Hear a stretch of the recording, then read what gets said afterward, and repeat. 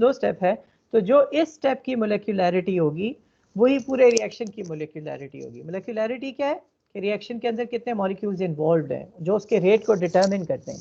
तो जो सबसे स्लो स्टेप के अंदर जितने मॉलिक्यूल होंगे उतना ही वो रिएक्शन होगा। तो हमने कहा था ये SN1 रिएक्शन है, तो 1 का मतलब ये है कि इसकी मोलिकुलैरिटी 1 है, एक मॉलिक्यूल इसके रेट डिटरमिनिंग स्टेप में इन्वॉल्व है, और वो ये वाला है जिसमें टर्शियरी ब्यूटाइल ऑक्सोनियम आयन खुद से इससे वाटर एक निकल रहा है और टर्शियरी ब्यूटाइल कैटायन वो एक बन रहा है। Alright, excuse me sir. Yes please. Sir इसका मतलब है कि जो आपका कहने का मतलब ये है कि जो रिएक्शन मतलब ओवरऑल पूरा मैकेनिज्म है, इसमें जो सबसे स्लोएस्ट स्टेप होगा वही रेट डिटरमिनिंग स्टेप होगा उस पूरे मैकेनिज्म का। गुड, यही मतलब है।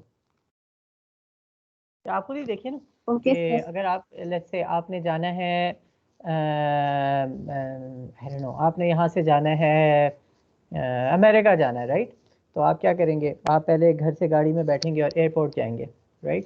फिर जाएंगे आप उधर से एयरपोर्ट पे जहाज़ में बैठेंगे और फिर उससे बैठ के आप अमेरिका के आप न्यूयॉर्क चले गए, राइट? और फिर आप जहाज़ से उतरे और उधर से आप जहाज़ पे उतर कर फिर आप गाड़ी में बैठे और करीब जो आपका घर था उसमें चले गए। तो अब आपने 3 स्टेजेस थे आपके इस सफ़र की।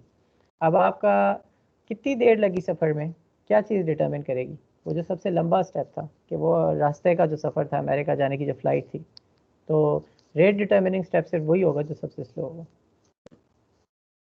ये यस एनालॉजी सर। समझ में आई कबीर? यस सर, आई है। ठीक है, तो आपको 24 घंटे लग रहे हैं वो उस आधे घंटे की वजह से नहीं लग रहे जो यहाँ से एयरपोर्ट जाने में थे, या उस आधे घंटे की वजह से नहीं लग रहे जो वहाँ एयरपोर्ट से घर जाने में थे, बल्कि वो जो बीच में जो आपके 23 घंटे लगे उसकी वजह से। ऑलराइट, कार्बोकेटाइन फॉर्मेशन के बारे में इतना ही है। बाकी जो कुछ दिया हुआ है ना इस टेक्स्ट में, ये ट्रांजिशन स्टेट्स के बारे में और इनकी एनर्जी के बारे में और हैमंड्स पोस्टुलेट, वो पिछले में मैंने स्किप करवाया था। फॉर नाउ आप इसमें भी इसको स्किप कीजिए, ठीक है? लेकिन ये पेज 187 पे मैं आपको चाहूँगा कि आप यहाँ से पढ़ना शुरू करें। ये जो पैराग्राफ है, the properties of tertiary butyl cation, ये समझ आ रहा है आपको? ये तीसरा पैराग्राफ बन रहा है पेज 187 पे। Yes sir. Alright. The properties of tertiary butyl cation can be understood by focusing on its structure shown in figure 5.8. अच्छा, ये तो नज़र ही नहीं आ रहा होगा आपको ना, इस तरह से वो उस तरह की फिगर दी हुई। ऑलराइट, लेकिन बहरहाल देखा जा सकता है कि टर्शियरी ब्यूटाइल कैटाइन की प्रॉपर्टी समझने की। With only 6 valence electrons which are distributed among 3 coplanar sigma bonds, the positively charged carbon is sp2 hybridized. The unhybridized 2p orbital that remains on the positively charged carbon contains no electrons. Okay? The positive charge on carbon and the vacant p orbital combine to make carbocation strongly electrophilic, that is electron loving. ठीक है? Electrophiles are Lewis acids, ये बात अब आपने याद रखनी है। Electrophiles क्यों Lewis acids होते हैं? ज़ीशान मौजूद हैं आप क्लास में?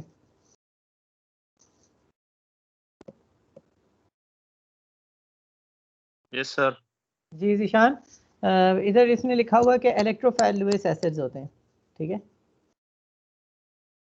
तो इसका क्या मतलब होगा, वो क्या करते होंगे? लुईस एसिड क्या करते हैं? Lewis acid sir electron pair जो है एक्सेप्ट करते हैं। गुड। तो इलेक्ट्रोफाइल का मतलब क्या है? वो जो कि जहाँ पे इलेक्ट्रॉन होता है वहाँ पे जाता है, राइट? तो लुईस एसिड यही तो करता है, वो इलेक्ट्रॉन लविंग होता है, वो जहाँ पे इलेक्ट्रॉन पेयर है वो उसके पास चला जाएगा, उससे एक्सेप्ट कर लेगा, राइट? तो electrophiles are Lewis acids. They are electron pair acceptors and react with Lewis bases, that is electron pair donors. Step 3, which follows and completes the mechanism, is a Lewis acid Lewis base reaction. We return to carbocations. ये आगे बाद में explain करेगा आगे carbocations को ज़्यादा। लेकिन जो मैं चीज़ अभी यहाँ पे आपको ये जो 2 पैराग्राफ पढ़े हैं इसमें से 2 बातें मैं चाहता हूँ आपको समझ में आए।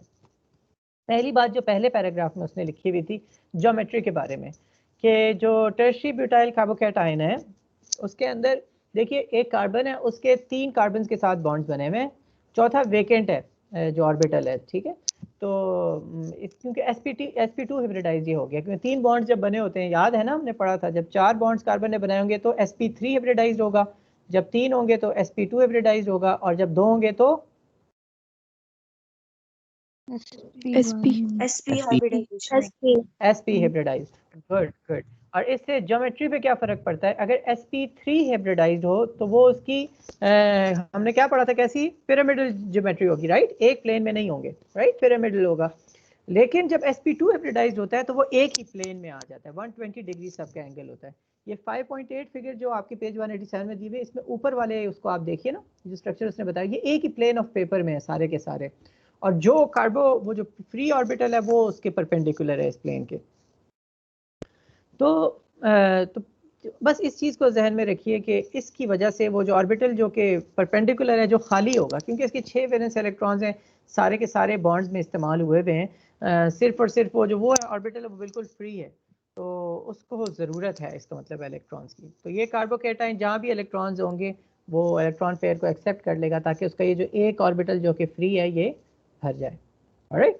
तो इसलिए ये इलेक्ट्रॉन लविंग होता है, और इलेक्ट्रॉन लविंग स्पीशीज़ को इलेक्ट्रोफाइल कहते हैं, और इलेक्ट्रोफाइल्स लुईस एसिड्स होते हैं, ये दूसरी बात। Okay, alright, now let's go to the third reaction. अब ये देखिए third step of the reaction, उसमें टर्शियरी ब्यूटाइल कैटायन है, ये आपको नज़र आ रहा है कि जो इक्वेशन लिखी हुई है, इसमें देखिए टर्शियरी ब्यूटाइल कैटायन है एक, और उसके ऊपर क्लोराइड अपने फ्री इलेक्ट्रॉन्स के साथ अटैक कर रहा है, ऑलराइट। तो अब मुझे बताइए, इशत राजी आप क्लास में बैठी हुई हैं?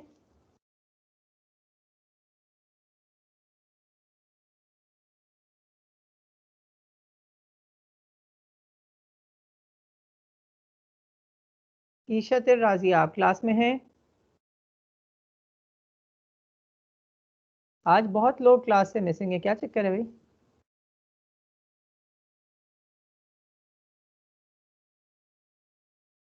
मिड्स की तैयारी कर रहे हैं?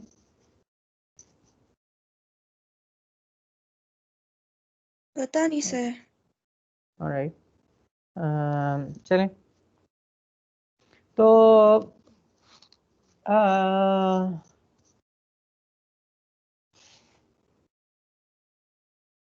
उमर तारिक आप क्लास में बैठे हुए? सर उमर ये बताइए, ये जो स्टेप 3 के अंदर इक्वेशन लिखी हुई है पेज 187 में, ये फास्ट लिखा हुआ है कि ये स्टेप फास्ट होता है, ये क्यों फास्ट होगा?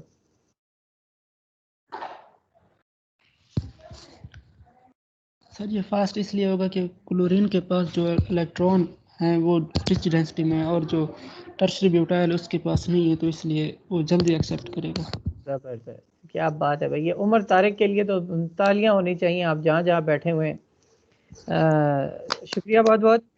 अच्छा, अब मेरे साथ ही रहिए, अब आपने कि जिसको छुट्टी क्या उसको छुट्टी ना मिली जिसने सबक याद किया, क्लोराइड आयन ने टर्शियरी ब्यूटाइल कैटायन के ऊपर अटैक कर रहा है अपने इलेक्ट्रॉन्स के साथ, ठीक है। तो अगर आप लुईस एसिड बेस कॉन्सेप्ट जहन में रहे उमर, तो ये क्लोराइड आयन क्या होगा, लुईस एसिड होगा, लुईस बेस होगा? सर ये इलेक्ट्रॉन पेयर को ना डोनेट कर रहा है, तो ये क्या हुआ करता है वो बेस होते हैं। क्या बात है भाई, ये बंदा ठीक है, थैंक यू वेरी मच। और जो टर्शियरी ब्यूटाइल कैटायन है वो क्या होगा? सर वो एसिड होगा, एक्सेप्ट कर रहा है। हाँ, वो electron pair. Thank you very much Umar, बहुत बहुत शुक्रिया। थैंक यू आपसे पहले कभी बात नहीं हुई क्लास में, क्या चक्कर है? सर, मौजूद होता हूँ क्लास में। हाँ हाँ होते हैं, वो आपको हमें एक्सेप्ट करना पड़ता है, बाकी सब तो एंटर हो जाते हैं, आपको एडमिट करना हमें बटन दबा के करना होता है। तो मुझे पता तो होता है कि आप होते हैं, लेकिन कभी आपसे पूछा नहीं कि सवाल हमने, कहाँ होते हैं आप? सर कल पूछा था आपने। अच्छा, ओहो अच्छा उमर, कहाँ रहते हैं आप? सर मैं मुल्तान से हूँ, मुल्तान से आगे थोड़ा। कितना आगे? सर तकरीबन 1 घंटे का आगे सफ़र है।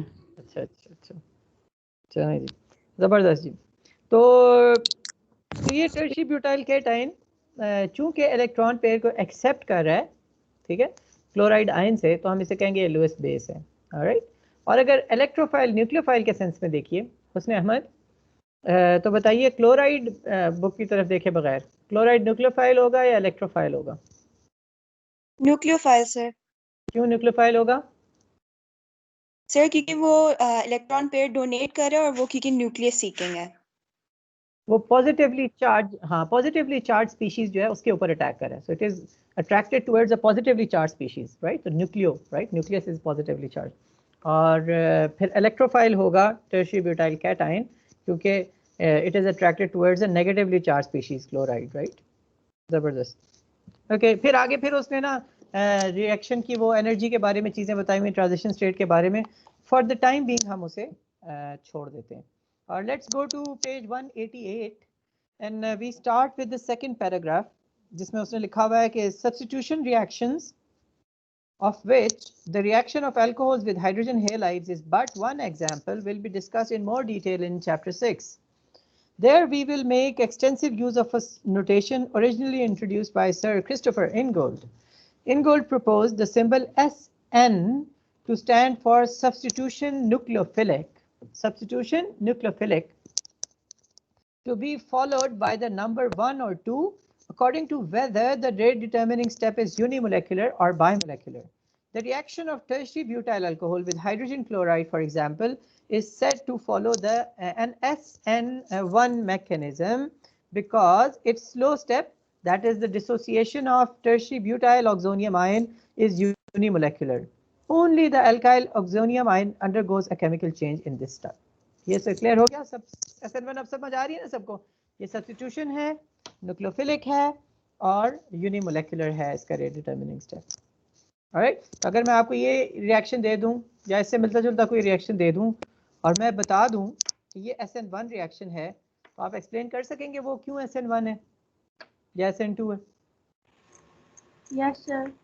यानी उसके अंदर SN1 SN2 होने के लिए उसके अंदर तीन चीजें पाई जानी चाहिए। एक, सब्स्टिट्यूशन रिएक्शन हो, यानी अल्काइल ग्रुप से एक चीज हट रही हो, उसकी जगह पे दूसरी चीज लग रही हो।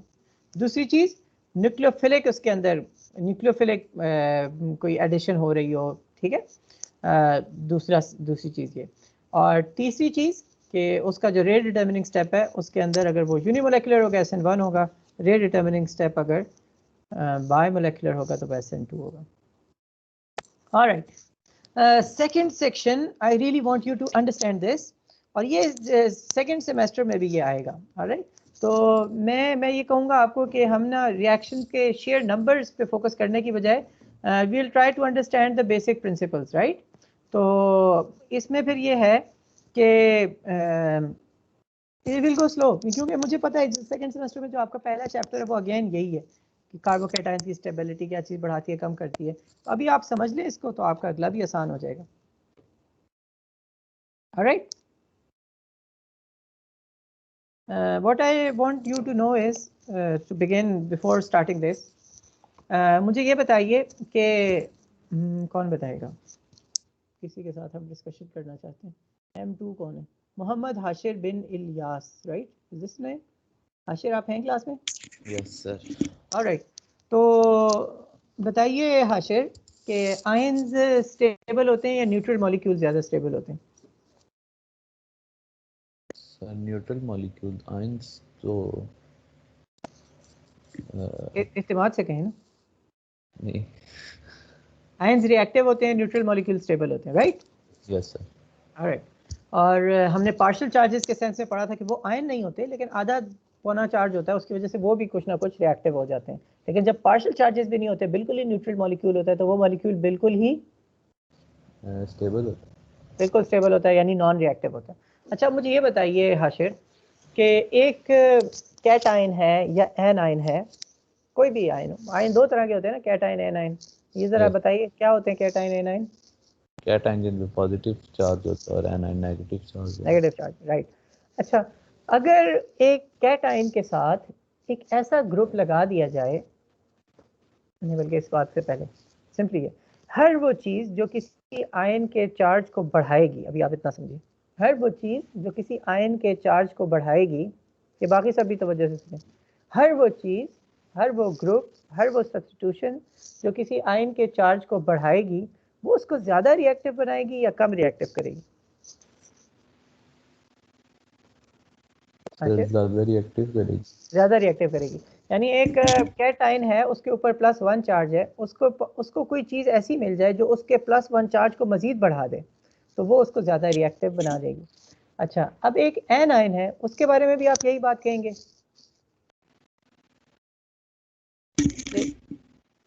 आशिफ? सर वो फिर ज़्यादा डोनेट कर सकेगा ना अगर उसका हाँ। चार्ज बढ़ेगा हाँ, तो उसका भी जितना चार्ज बढ़ेगा वो भी ज़्यादा रिएक्टिव होता जाएगा। Good, thank you very much.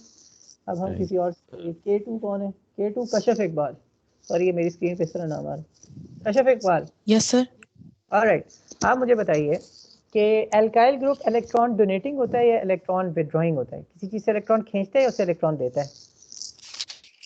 Alkyl group sir donating होता है। Electron donating, right. अब मुझे बताइए, ये सारे लोग इस डिस्कशन को फॉलो करें शुरू से जो हम कर रहे हैं, पहले हाशिर से जो मैंने बात की और ये बाद में आप देख लीजिएगा कि क्लियर नहीं होती आप। अच्छा, मुझे कशफ ये बताइए कि एल्काइल ग्रुप आपने कहा कि इलेक्ट्रॉन डोनेटिंग है। अब एक कैटाइन है, उसके साथ एक एल्काइल ग्रुप लग जाएगा, तो वो उसके चार्ज को बढ़ाएगा या कम करेगा?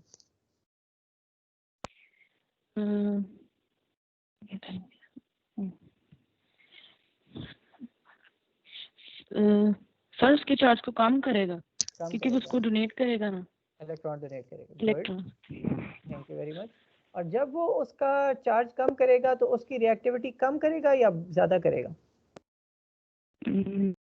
कम करेगा। रिएक्टिविटी कम करेगा, वेरी गुड। अच्छा, अब कशिफ मुझे ये बताइए कि यही एल्काइल ग्रुप, चाहे मिथाइल है, ब्यूटाइल है, टर्शरी है, प्राइमरी सेकेंडरी है, ये लग जाता है एक एनाइन के साथ, एनाइन के साथ, तो उस एनाइन की का चार्ज को बढ़ाएगा या कम करेगा? सर उसको बढ़ाएगा। उसका चार्ज बढ़ाएगा। तो ये कैटाइन का कम कर रहा था, एनाइन का क्यों बढ़ाएगा? क्योंकि वो आगे इसके पास ज्यादा इलेक्ट्रॉन्स है, उस पर नेगेटिव चार्ज है, तो वो जब उसको और इलेक्ट्रॉन देगा तो मजीद बढ़ेगा। तो एनाइन की रिएक्टिविटी को एल्काइल ग्रुप ज्यादा करता है, ज्यादा करेगा ना क्योंकि उसका चार्ज बढ़ा रहा है। यस और सर। कैटाइन की रिएक्टिविटी को कम करेगा क्योंकि उसका चार्ज कम कर रहा है। क्योंकि दोनों Yes, sir. केसेस में एल्काइल ग्रुप कर एक ही बात है कि वो इलेक्ट्रॉन्स डोनेट कर रहे हैं। अब एल्काइल ग्रुप इलेक्ट्रॉन, उसका काम ही इलेक्ट्रॉन डोनेट करना है। अब अगर कैटाइन है, इलेक्ट्रॉन डोनेट करने से क्योंकि उसके ऊपर पॉजिटिव चार्ज है वो कम होता है, उसकी रिएक्टिविटी कम होती जाती है। लेकिन एनाइन को जब ये इलेक्ट्रॉन देता है तो उसका नेगेटिव चार्ज है ना, तो नेगेटिव चार्ज तो और बढ़ जाएगा, तो और ज्यादा रिएक्टिव हो जाएगा। ये बात सबको समझ में आई? Yes sir. Yes sir. आप लोग तो जो बोलते रहते हैं Yes, उन्हें तो sir. आती है, तो दूसरों को नहीं आती। मैं उनमें से किसी से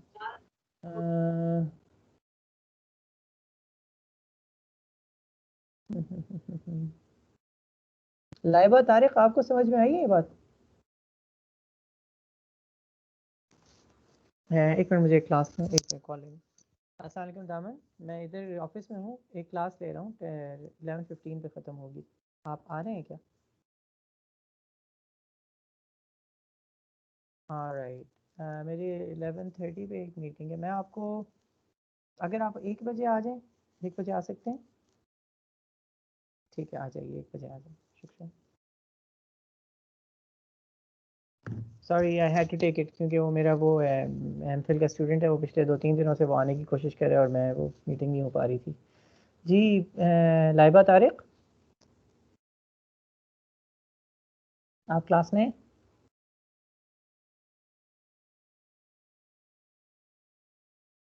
मुहिबुल्लाह, आप क्लास में तशरीफ़ रखते हैं?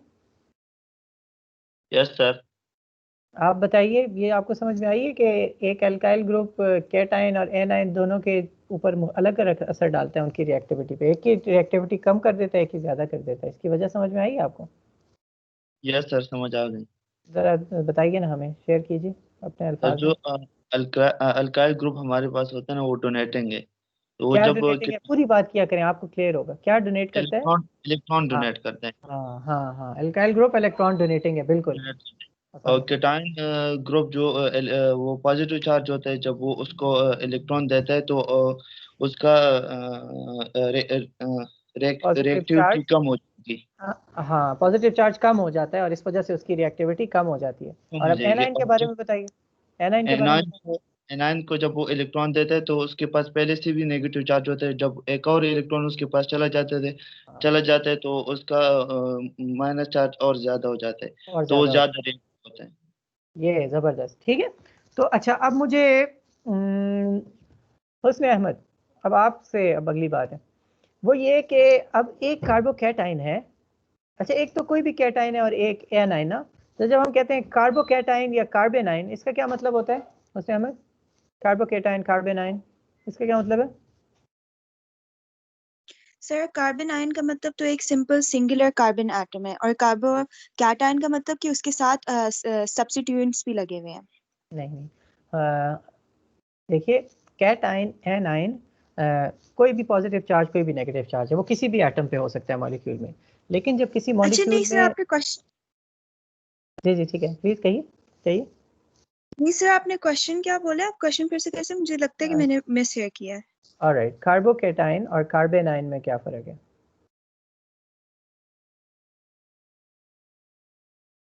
सर जो कार्बोकैटायन होगा उस पे तो पॉजिटिव चार्ज होगा, लेकिन जो कार्बन आयन है कार्बेनाइन कार्बेनाइन कहते हैं CARBANION कार्बेनाइन। सर तो उस पे स्पेसिफाई नहीं हुआ कि उसके ऊपर पॉजिटिव चार्ज है या नेगेटिव चार्ज है। नहीं कार्बेनाइन कहते हैं कार्बन के ऊपर नेगेटिव चार्ज हो, कार्ब एनाइन समझे ठीक।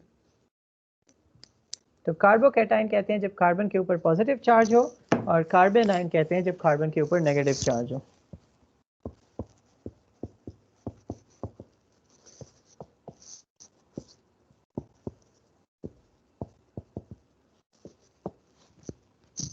क्लियर?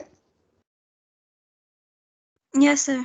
ऑलराइट, अच्छा मुझे ये बताइए एक हमारे पास कार्बोकैटाइन है, इसका मतलब है कार्बन के ऊपर पॉजिटिव चार्ज है, तो इसके ऊपर इसके साथ एक प्राइमरी अल्काइल ग्रुप लगा हुआ है या सेकेंडरी लगा हुआ है या टर्शियरी अल्काइल ग्रुप लगा हुआ है, तो ये इसकी रिएक्टिविटी पे क्या फ़र्क डालेंगे?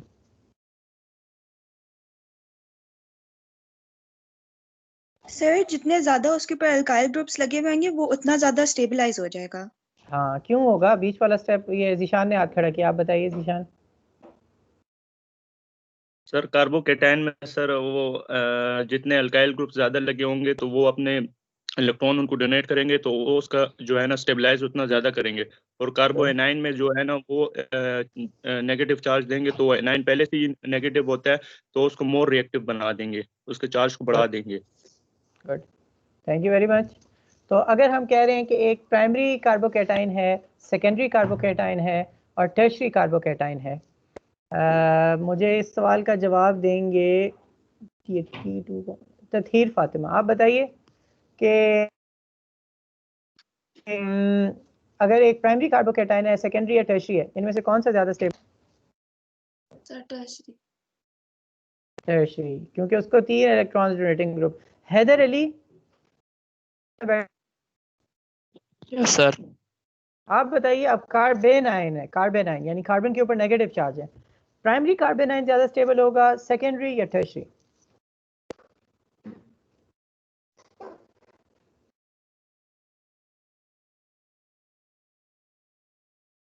Haider? Sir primary. Primary carbanion क्या होगा, ज़्यादा स्टेबल होगा कम स्टेबल होगा?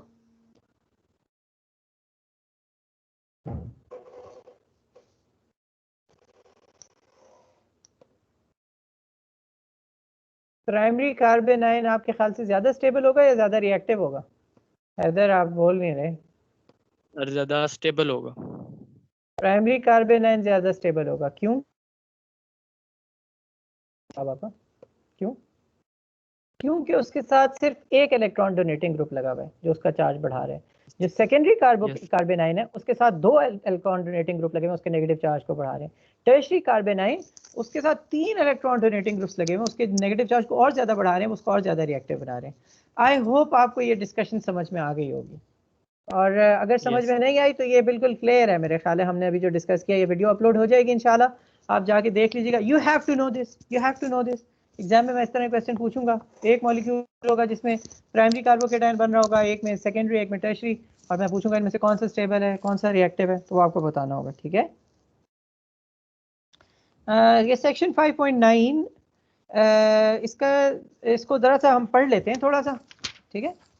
तो फिर इसको सारा करने की ज़रूरत नहीं है, but let's have a look. As we have just seen, the rate determining step in the reaction of tertiary butyl alcohol, I am on page 189, section 5.9. As we have just seen, the rate determining step in the reaction of tertiary butyl alcohol with hydrogen chloride is formation of the carbocation, tertiary butyl carbocation. Convincing evidence from a variety of sources tells us that carbocations can exist but are relatively unstable.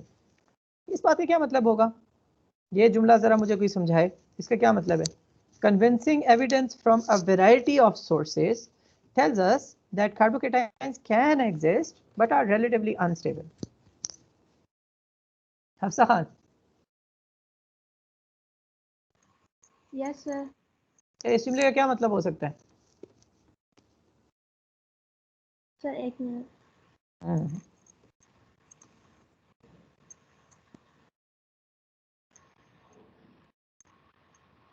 एक minute हो गया है। Sir जो carbon cation है इसके ऊपर partial positive charge है, तो इसके साथ 3 अल्काइल ग्रुप्स लगे हुए हैं जो उसको डोनेटिंग कर रहे हैं। नहीं तो नहीं, ये यूँ नहीं, मैं ये बात ना कीजिए। एक तो पार्शियल चार्ज नहीं है, फुल चार्ज होता है, आधा चार्ज इलेक्ट्रोनेगेटिविटी डिफरेंसेस की वजह से होता है। और यहाँ पर कोई टर्शियरी कार्बोकेटाइन की बात नहीं हो रही, मैं दूसरे जुमले की बात कर रहा हूँ। कन्विंसिंग एविडेंस, ये वाला जुमला। Convincing evidence from a variety of sources tells us that carbocations can exist but are relatively unstable. इस जुमले का क्या मतलब है? अबीर, अकरम, आप सब सोचती रहिए। अबीर बताएं, यस सर। क्या मतलब है इस जुमले का?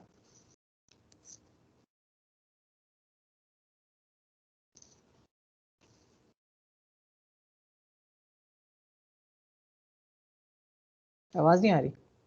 मरियम शाहिद,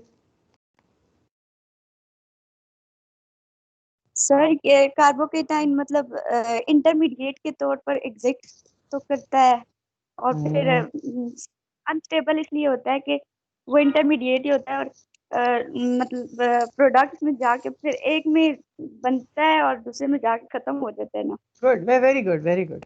ये जो ये कह रहे हैं ना, convincing evidence tells us that carbocations can exist, वो किस किस्म का एविडेंस होगा? मतलब रिएक्शन हो रहा होगा, अभी कंप्लीट नहीं हुआ होगा, बीच में उन्होंने से ना रिएक्शन मिक्सचर में से निकाला और देखा तो उन्हें कार्बोकेटाइन मिल गया होगा। तो ऐसे देखने में नहीं नजर आया होगा, ज़ाहिर है किसी को स्पेक्ट्रोफोटोमीटर में डाला होगा और वो देखा होगा, उससे पता चला होगा कि कार्बोकेटाइन है। ठीक है, तो यानी वो रिएक्शन के दरमियान में बनता है, लेकिन इतना स्टेबल नहीं होता कि वो बना रहे, वो रिएक्शन के दौरान ही कंज्यूम हो जाता है। रिलेटिवली अनस्टेबल, रिलेटिवली यानी किसी से कंपैरिजन में। तो यहाँ पे किससे कंपैरिजन में हम कह रहे हैं? In comparison to neutral species, right? तो कार्बोकेटाइंस एग्जिस्ट कर सकते हैं, लेकिन in comparison to neutral species they are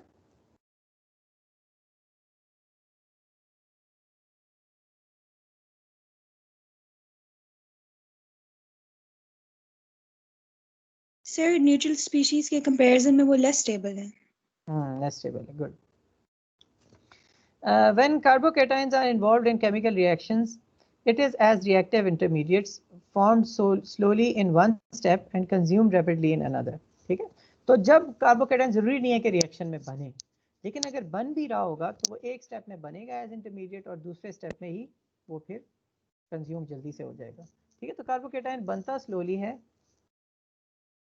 यार ये मुझे बार बार मैसेजेस कर रहे हैं, वेंडर एक आया हुआ है, एक just give me a minute, मैं रिस्पॉन्ड कर दूं।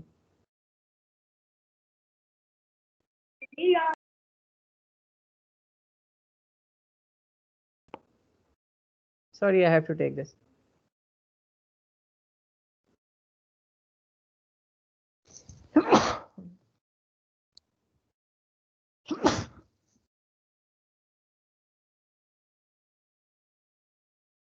सर आपकी आवाज कट कट के आ रही है। जी जी, मैं अभी कुछ बोल नहीं रहा इसलिए नहीं आ रही।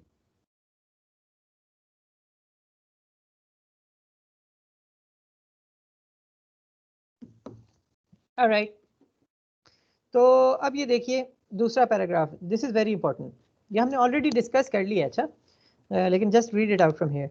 Numerous other studies have shown that alkyl groups directly attached to the positively charged carbon stabilize a carbocation. ये क्या कह रहा है कि जितने अल्काइल ग्रुप्स लगते जाएंगे एक कार्बोकेटाइन के साथ, वो उसको स्टेबलाइज करते चले जाएंगे। ये फिगर 5.12 का उसने कहा हुआ है कि वो इलस्ट्रेट करता है कुछ चीज़ों को। This generalisation. अब देखिए, अब ये अगले पेज पे आए ना, ये फिगर जरा देखें आप, फिगर 5.12। अब देखिए ये जो पहले मेथिल कैटाइन बना हुआ है, मेथिल कैटाइन, अब ये प्राइमरी कैटाइन भी नहीं है। क्यों? प्राइमरी कैटाइन क्या होता है हैदर अली? Yes sir. ये मेथिल कैटाइन जो बना हुआ है पेज 190 आपने खोला हुआ है, यस सर। ये प्राइमरी कार्बोकेटाइन भी नहीं है। क्यों? सारे अल्काइल ग्रुप के साथ कोई और नहीं अटैच, नहीं लगा हुआ। हाँ, इस कार्बन के साथ एक अल्काइल ग्रुप लगा होता तो वो फिर प्राइमरी हो जाता है, लेकिन इसके साथ तो तीनों हाइड्रोजन लगे हुए हैं, तो इसके साथ कोई भी इलेक्ट्रॉन डोनेटिंग ग्रुप नहीं लगा हुआ, यानी कार्बन पे पूरा पूरा चार्ज होगा। अब उसके मुकाबले में जो इथाइल कैटाइन है, इसमें इस पॉजिटिवली चार्ज कार्बन के साथ एक अल्काइल ग्रुप लगा हुआ है, राइट, एक इलेक्ट्रॉन डोनेटिंग ग्रुप लगा हुआ है, तो इसके ऊपर चार्ज की डेंसिटी उतनी ज्यादा नहीं होगी जितनी मेथाइल कैटाइन पे थी, लेकिन फिर भी सिर्फ एक अल्काइल ग्रुप लगा हुआ है। इसके मुकाबले में अब अगला जो कार्बोकैटाइन है, आइसोप्रोपाइल कैटाइन, इसमें इस पॉजिटिवली चार्ज कार्बन के साथ कितने अल्काइल ग्रुप्स लगे हुए? दो। तो इसकी चार्ज डेंसिटी यानी पॉजिटिव चार्ज डेंसिटी और कम हो गई, और जो टर्शरी ब्यूटाइल कैटाइन है इसके अंदर चार्ज डेंसिटी बिल्कुल भी कम हो गई। तो अब आप ये पैटर्न देख रहे हैं, सबसे कम स्टेबल, लीस्ट स्टेबल में से मेथाइल कैटाइन है, और सबसे ज्यादा स्टेबल टर्शरी ब्यूटाइल कैटाइन है। पाइपेट्स के लिए आप आए, आप 1 मिनट तशरीफ रखिए, मेरी 11:15 क्लास खत्म हो जाएगी। तो ये स्टेबिलिटी इंक्रीज होती जा रही है when you go from methyl cation to a tertiary butyl cation. Alright, तो अब इसको let's get back to the page 189, जो वो पैराग्राफ हम पढ़ रहे थे। सेकंड हो गया, आप थर्ड पैराग्राफ पे देखिए। Carbocations are classified according to the degree of substitution at the positively charged carbon, और ये बात हमने आपको बताई हुई, जिसके साथ एक कार्बन लगा हुआ है वो दैट इज प्राइमरी कैटाइन, जिसके साथ दो लगे हुए वो सेकेंडरी, जिसके साथ तीन वो tertiary. Next paragraph, the last one on the page 189। As carbocations go, methyl is particularly unstable, जैसे हमने देख लिया, and its existence as an intermediate in chemical reaction has never been demonstrated। यानी मेथिल कैटाइन जो है, जिसमें carbon जो positively charge है उसके साथ एक भी अल्काइल ग्रुप नहीं लगा हुआ, वो इतना अनस्टेबल है, इतना अनस्टेबल है कि कभी भी किसी रिएक्शन से इसे आइसोलेट नहीं किया जा सका। यानी अगर कहीं बनता भी होगा तो फौरन से बन के फौरन से बहुत मुश्किल से बनता होगा और फौरन से कंज्यूम हो जाता होगा, कभी आइसोलेट नहीं किया जा सका। मोस्ट प्राइमरी कार्बोकैटाइंस, अब वो वाले कार्बोकैटाइंस जिसमें पॉजिटिवली चार्ज कार्बन के साथ एक अल्काइल ग्रुप लगा हुआ है, although more stable than methyl, are still too unstable to be involved as intermediates in chemical reactions। Even जो primary carbocations हैं वो भी उनका भी होना बहुत मुश्किल है। The threshold of stability is reached with secondary carbocations। Many reactions, including the reaction of secondary alcohols with hydrogen halides, are believed to involve secondary carbocations।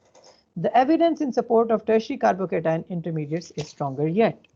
तो वो ये कह रहे हैं कि जब आपने रिएक्शन मैकेनिज्म के बारे में सोचना है, तो अगर आप एक ऐसा रिएक्शन मैकेनिज्म बना रहे हैं कि जिसके अंदर कोई प्राइमरी कार्बोकैटाइन बन रहा है या मिथाइल कार्बोकैटाइन बन रहा है, तो मोस्ट लाइकली रिएक्शन ऐसे हुआ नहीं होगा, क्योंकि मिथाइल कार्बोकैटाइन भी और प्राइमरी कार्बोकैटाइन भी बहुत अनस्टेबल है, too unstable to be formed. जबकि उसके मुकाबले में सेकेंडरी कार्बोकैटाइन अगरचे स्टेबल नहीं होते, but in certain conditions they could be formed. जैसे आप अगर if we go back few pages, और if we go back to page 182 हमने क्या पढ़ा था यहाँ पर कि हाइड्रोजन क्लोराइड का reaction at room temperature tertiary butyl alcohol से हो रहा था, लेकिन प्राइमरी और सेकेंडरी अल्कोहल्स के साथ नहीं होता था। लेकिन जो हाइड्रोजन ब्रोमाइड है वो ज़्यादा स्ट्रॉन्ग एसिड है, तो उसका सेकेंडरी अल्कोहल जो है साइक्लोहेक्सेनोल, उसके साथ टेम्परेचर, उसके साथ रिएक्शन हो सकता है, और 1-हेप्टेनॉल के साथ भी हो सकता है, लेकिन रेज टेम्परेचर पे, राइट। तो this is what we are talking about, कि टर्शरी कार्बोकैटाइंस अगर आप रिएक्शन इंटरमीडिएट के तौर पे बना रहे हैं तो ये पॉसिबल है, ऐसे रिएक्शन हुआ होगा, लेकिन secondary not at room temperature, under some given circumstances ऐसा रिएक्शन हो सकता है जिसमें टर्शरी सेकेंडरी कार्बोकैटाइन बन रहा हो, लेकिन आइडियली लेकिन जो प्राइमरी और मेथिल कैटाइंस हैं, ऐसा अगर आप मैकेनिज्म रिएक्शन का प्रपोज करते हैं जिसके अंदर इस तरह के कैटाइंस बन रहे हैं, तो आपको रिव्यू करना चाहिए अपना मैकेनिज्म, और आप कोई ऐसा स्टेप सोचें जिसके अंदर ये वाला कैटाइन ना बन रहा हो। ये मैंने जो बात की है इसको कौन दोहराएगा ज़रा?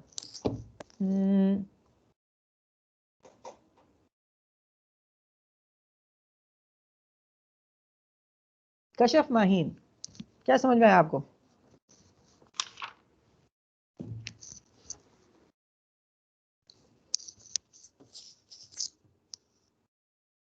आवाज नहीं आ रही? मरियम वसीम,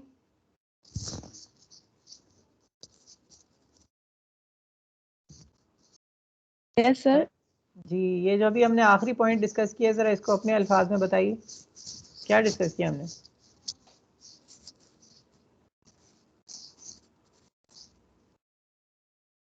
सर हमने डिस्कस किया है ना कि प्राइमरी, सेकेंडरी और टर्शियरी कार्बन्स को, जो प्राइमरी होते हैं वो लीस्ट स्टेबल होते हैं एज कम्पेयर टू टर्शियरी और सेकेंडरी, तो सबसे उनकी कम वजह से स्टेबल वो मिथाइल जल्दी होते हैं कंज्यूम जो हो जाते हैं और उनको हम आइसोलेट सर। सबसे कम स्टेबल मिथाइल कैटाइंस होते हैं, फिर उससे जरा से उसके जी फिर जी, प्राइमरी। कम मिथाइल कैटाइन होते हैं जिसकी, और प्राइमरी भी कम as compare to primary, secondary tertiary से प्राइमरी कम होते हैं और मिथाइल भी, तो इस वजह से उनको आइसोलेट नहीं कर सकते, वो कंज्यूम हो जाते हैं जल्दी, और सेकेंडरी और टर्शियरी को हम आइसोलेट कर सकते हैं, और वो क्योंकि वो कंज्यूम जल्दी नहीं होते इस वजह से, क्योंकि वो स्टेबल होते हैं।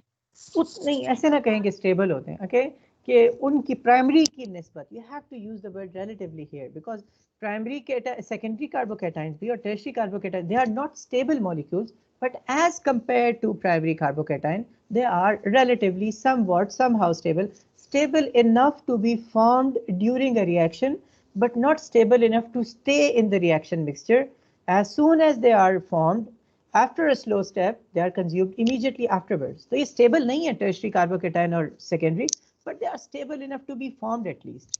अब ये बात दोहराइए, अब ये क्या समझ में आया आपको? Yes sir. कहें। आपने कहा है कि प्राइमरी से ज्यादा होते हैं सेकेंडरी या टर्शियरी स्टेबल, फिर वो बनते हैं और फिर वो इनके आइसोलेट किए जा सकते हैं, लेकिन कंज्यूम ये भी हो जाते हैं। ठीक। और एक बात मैंने ये कही थी कि जब आप रिएक्शन का मैकेनिज्म प्रपोज कर रहे होते हैं, तो उस वक्त अगर उसके अंदर आप कोई प्राइमरी कार्बोकैटाइन बना रहे हैं या मेथाइल कार्बोकैटाइन बना रहे हैं, तो आपको क्या करना चाहिए?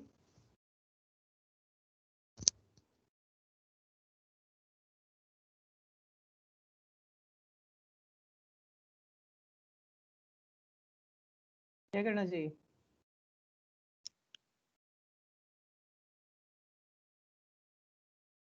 जी हैदर अली। सर दोबारा रिव्यू करना चाहिए मैकेनिज्म। हाँ, और ऐसा कोई स्टेप प्रपोज करने चाहिए जिसके अंदर मिथाइल कार्बोकैटाइन और प्राइमरी कार्बोकैटाइन ना बने। ना बने। थैंक यू, जबरदस्त। Alright, let's move ahead. ये जो है ना प्रॉब्लम 5.12, ये आप लोगों ने खुद से करना है। उसके बाद नीचे ये पेज 190 पे हम alkyl groups stabilize carbocations by releasing electron density to the positively charged carbon, thereby dispersing the positive charge. तो ये तो हमने कह दिया कि alkyl groups जो हैं वो positive charge को कम करते हैं by electron donation, right? तो figure 5.13 illustrates this effect by comparing the electrostatic potential maps of methyl, ethyl और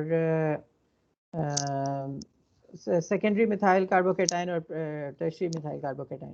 अच्छा, ब्लू कलर की बात वो कर रहा है, खैर वो तो आपको ब्लैक एंड वाइट में नजर ही नहीं आ रहा होगा, but let's move to the second. ये इस पैराग्राफ का टेक होम मैसेज ये है कि अल्काइल ग्रुप्स कैसे इलेक्ट्रॉन डेंसिटी कम कर रहे होते हैं, सॉरी पॉजिटिव चार्ज की density bye electron donation, right. दूसरा paragraph, dispersal of positive charge goes hand in hand with delocalization of electrons. This is very important, इसको भी ध्यान में रखिए।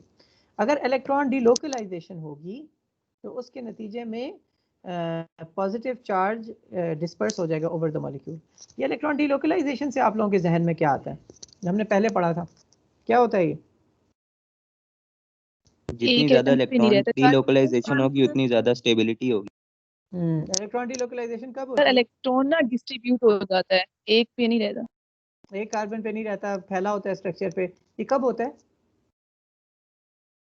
Electron delocalisation? रेजोनेंस। और रेजोनेटिंग रेजोनेंस कब होती है? जब सर जब डीलोकलाइजेशन ऑफ इलेक्ट्रॉन्स होती है। हाँ वो तो रेजोनेंस होती है ना, लेकिन ये कब होती है डीलोकलाइजेशन? ये रेजोनेंस जो डीलोकलाइजेशन है ये तब होती है सर जब जब कॉन्जुगेशन हो इलेक्ट्रॉन्स रही है। इन बिटवीन होता है। हाँ वो होता क्या है, लेकिन होता क्यों है ऐसे? जब कॉन्जुगेशन होती है। और कॉन्जुगेशन क्या होती है?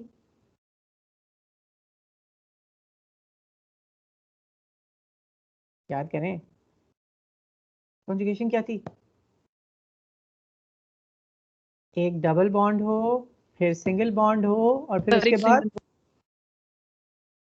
Double bond, single bond, double bond, या डबल बॉन्ड, सिंगल बॉन्ड और फिर चार्ज। ऐसे ही था ना? या फिर ऐसे ही है ना? तो ये मुख्तलिफ केसेस थे, लेकिन ज़रूरी इसमें क्या था कि ये डबल बॉन्ड, ये चार्ज हो, और उसके बाद एक सिंगल बॉन्ड और उसके बाद दूसरी ऐसी चीज़ हो।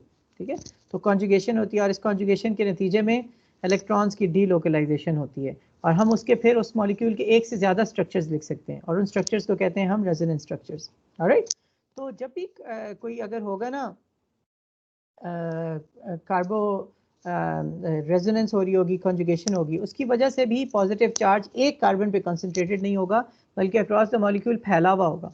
और जब फैला हुआ होगा तो इसका मतलब है charge density on that carbocation is not full, right? वैसी नहीं है जैसे कि वैसे होती। तो ये भी चूंकि चार्ज डेंसिटी को कम कर रही है, तो कार्बोकैटायन की जो उसकी रिएक्टिविटी है उसको कम कर रही है और उसको ज़्यादा स्टेबलाइज कर रही है। ठीक है, तो ये पढ़ लेते हैं। Dispersal of positive charge goes hand in hand with delocalization of electrons. The redistribution of negative charge, the electrons, is responsible for spreading out the positive charge. There are two main ways that methyl and other alkyl groups act as electron sources to stabilize carbocations. दो जरिए हैं, एक पहला है inductive effect जो कि हमने पढ़ा हुआ है, और दूसरा है हाइपर कॉन्जुगेशन जो कि हमने नहीं पढ़ा हुआ और हम अभी पढ़ेंगे नेक्स्ट क्लास में। तो मैं चाहता ये हूँ कि आप ये जो अगला जो सफ़ा है ना, पेज 191, और ये सेक्शन 5.10 से पहले 192 पे भी 2-3 लाइनें लिखी हुई हैं और बीच में एक प्रॉब्लम है, ये आप खुद ही पढ़ लें। ठीक है? ठीक है? ठीक है सर। ठीक है? Yes sir. तो नेक्स्ट जो लेक्चर है कल हमारा, उस पे हम ये जो SN2 मैकेनिज्म है सेक्शन 5.13 उसको देखेंगे। सेक्शन 5.11 में स्टीरियो केमिस्ट्री दी हुई है SN1 मैकेनिज्म से, उससे मैं एक जुमले में आपको बता दूंगा वो क्या है। और आई गेस फॉर नाउ हम इस चैप्टर में इतना ही करेंगे। Alright, so that's it. We'll have one more class जो हमें करनी है, जो पिछले वीक में मिस हुई थी, पिछले में। और डॉक्टर शाहाना से मैं अभी तक उनसे मिलके मैं रीअरेंज कर लेता हूँ। आई होप मैं कल या परसों, आज कल परसों में वो रख लूँ, तो एक क्लास हम और कर लेंगे। और तो फिर अगर वो दूसरी क्लास भी अरेंज हो गई तो उस क्लास में हम पेपर के बारे में, आपके मिड टर्म के एग्जाम के बारे में बात करेंगे, किस किस्म के क्वेश्चंस होंगे, कितने होंगे। ठीक है जी जीशान? 3 चैप्टर कंप्लीट आएंगे। जो कुछ हमने पढ़ा है वो सभी कुछ आएगा। ओके ठीक है, तो साइज में से सर मतलब सर आपको थोड़े से बता देना जो नहीं करने ना एक्सरसाइज में से जो, तो वो हमें जरा बता दें। एक्सरसाइजेस करने की ज़रूरत नहीं है आप लोगों को ऐसा, एक्सरसाइज से मैं कोई सवाल उठा के नहीं दूंगा। ठीक है, तो आपको पेपर की तैयारी के लिए एक्सरसाइजेज ना कीजिए, वो साथ साथ आपने अपनी प्रैक्टिस के लिए करनी थी। अब ये होगा कि ये जो मेरे लेक्चर्स हैं इसके अंदर मैंने जिन चीज़ों पे फोकस किया, ऑफ कोर्स मैं उन्हें ज़्यादा इंपॉर्टेंट समझता हूँ, उन चीज़ों पे बात होगी। तो अगर आपने लेक्चर्स में मेरे जो सारी डिस्कशन हुई है या आपको समझ में आई हुई है तो काफ़ी होगा। टेक्स्ट बुक पढ़ना भी ज़रूरी नहीं है, लेकिन ऑफ कोर्स मेरे सारे लेक्चर्स टेक्स्ट बुक से हैं। अगर आपको लेक्चर से समझ नहीं आ रही, टेक्स्ट बुक आपको सपोर्ट करेगी। लेकिन आफ्टर द लेक्चर अगर आप समझते हैं कि सारा कुछ समझ में, और प्रैक्टिस प्रॉब्लम्स भी उसमें जो इन टेक्स्ट दिए होते हैं वो बहुत हेल्पफुल होंगे। तो अभी तक आपने टेक्स्ट बुक तो पढ़ी है और उससे आपको समझ भी आया होगा, बहुत अच्छी टेक्स्ट बुक है। तो लेकिन फाइनल एग्जाम के लिए आप बस ये समझिए कि जो लेक्चर में मैं पढ़ा रहा हूँ, मेरा ख्याल है वो इंपॉर्टेंट है ना, तभी तो मैं वो पढ़ा रहा हूँ। तो इसी हिसाब से फिर क्वेश्चंस आएंगे। ऑलराइट, तो मैं कह ये रहा था कि मैं डॉक्टर शाहाना से एडजस्ट करने की कोशिश करता हूँ क्लास। अगर मुझे कल या परसों में मिल गई एक एक्स्ट्रा क्लास तो उसमें हम पेपर पैटर्न डिस्कस करेंगे। कल जो हमारी आखिरी क्लास है तो उसी में ही हम आखिर में 15 मिनट रख लेंगे पेपर को डिस्कस करने के लिए। ऑलराइट, चलें जी, थैंक यू। कोई क्वेश्चन है तो? No sir. ऑलराइट, मैं ये लेक्चर